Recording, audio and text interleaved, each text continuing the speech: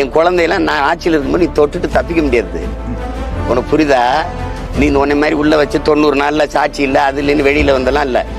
என் குழந்தைய நீ கொன்னி நான் அந்த மாதிரி வன்புணர்வு செஞ்சு அதை புதைக்கிறதுக்கு முன்னாடி உன்னை புதைச்சிட்டு தான் வந்து நான் புதைக்கவே சொல்லுவேன். 4 பேரை போட்டேன்னா நீ தொடர்ந்து உனக்கு என்ன வருமானு பாரு.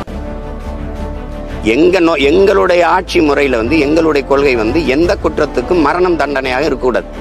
ஆனா இந்த குற்றத்துக்கு மரணத்தை தவிர வேற தண்டனை இல்லைங்கிறதா எங்க நிலைப்பாடு. அதனால இது கடும் சட்டங்கள் மூலமா தான் அதை ஒழுங்கு பண்ணணும்.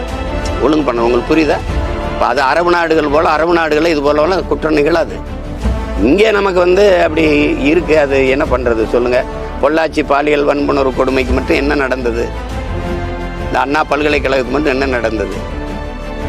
எல்லாம் ஒரு 90 நாள், அது அதிகபட்சம் போனால் 6 மாதம் 7 மாதத்தில் ஒரு ஆண்டில் வெளியில் வந்துட முடியுங்கிறதுனால அது தொடர்ந்து அந்த குற்றங்கள் நிகழ்து. நாட்டை வந்து நிறைய ஒரு போதை கலாச்சாரத்துக்குள்ள கொண்டு வந்துட்டு நிறைந்த போதையா இருக்கு. ஒன்று திடப்போதை, திரவப்போதை, கஞ்சா, கொக்கைனு, அபினு அல்லது சாராய